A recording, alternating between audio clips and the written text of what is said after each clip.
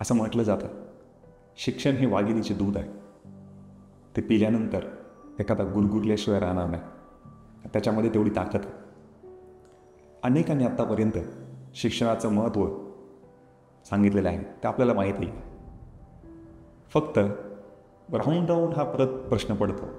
अनेक वेळा विषय चर्चेला जातो की साधं क्लार्क व्हायचं असेल, क्लार्कपासून ते कलेक्टरपर्यंत काही तुम्हाला व्हायचं असेल तर तुम्हाला शिक्षण लागतं.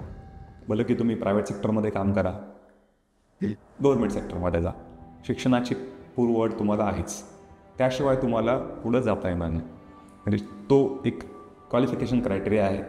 तो फुलफिल केल्यानंतरच तुम्हाला त्या परीक्षा देता येतात, ॲपियर होता येतं आणि तुम्ही तिथून पुढं जाता. पण तो एक असं क्षेत्र आहे की त्याच्यासाठी कुठलंच शिक्षणाची गरज नाही. म्हणजे तुम्ही कितीही शिकला, तुम्हाला काय येतं आहे याचं काही देणं नाही.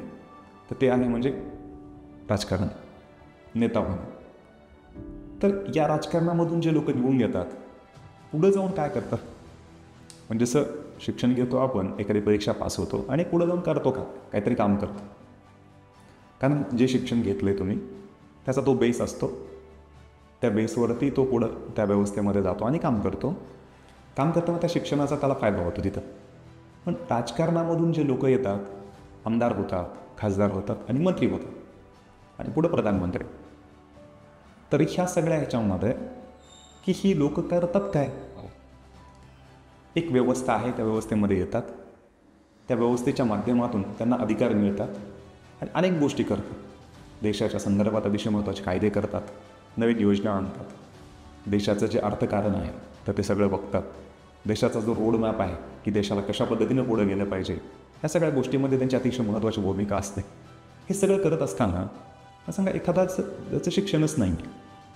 आणि हल्ली किंवा अगोदरपासून आपण बघत आलो आहोत की याच्यामध्ये येणारे अनेक मंडळी आहेत, कुठंतरी गावगुंड आहेत, वेगवेगळ्या पद्धतीवरती पैसा आहे त्यांच्याकडं, वेगवेगळ्या माध्यमातून त्यांनी पैसा कमवलेला आहे, व्यवसायातून कमवलेला असेल, आणखी इतर कुठल्या प्रकारातून वगैरे. तर त्याचा त्या वापर करून हे या व्यवस्थेमध्ये येतात.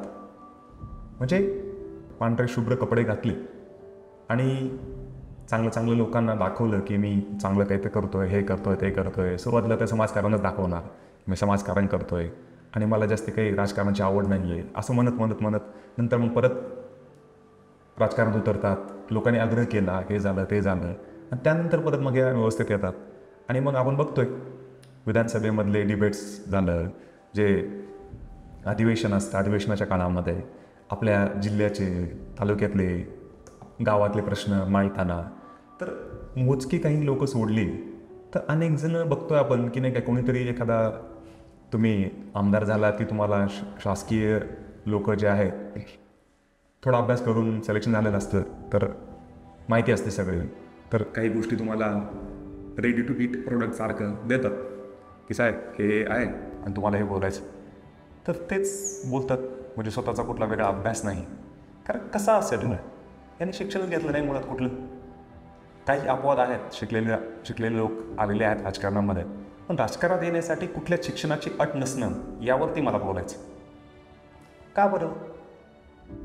म्हणजे असं आत्तापर्यंतच कुणालाच वाटलं नाही की काहीतरी अट ठेवली पाहिजे ना, जी इतर ठिकाणी तुम्ही ठेवताय, मग या ठिकाणी का नको? कुणी येतो, आमदार होतो, खासदार होतो, मंत्री होतो आणि बोलायला तो जे काय बोलतोय तो सगळ्यांना ऐकणं क्रमप्राप्त आहे. ऐकायच लागतं का? तो त्या पदावर आहे, त्याच्याकडे काहीतरी अधिकार आहेत, तो काहीतरी करू शकतो.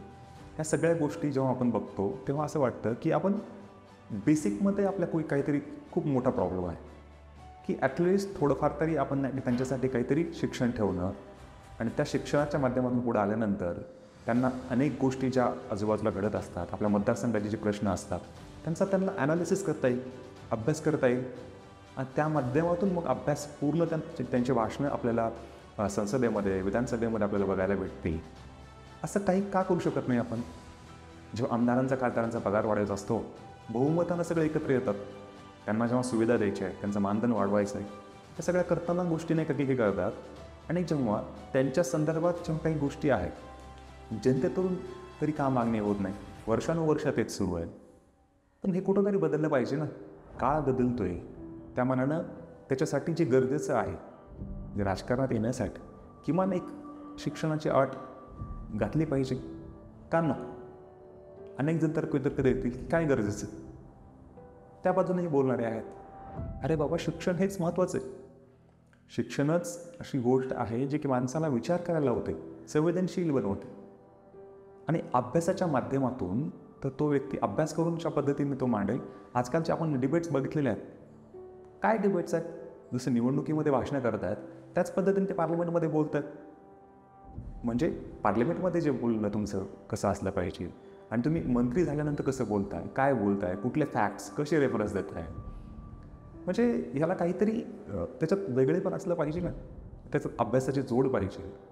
कारण असं काहीच नसेल, तुम्ही फक्त काहीतरी तुमचा पैसा आहे, तुमचा पॉवर आहे, ह्या बाकीच्या गोष्टी वापरून जर तुम्ही त्या पदावर येत आहे आणि त्या पदावर वर्षानुवर्ष राहत आहे, तर याला काय अर्थ आहे?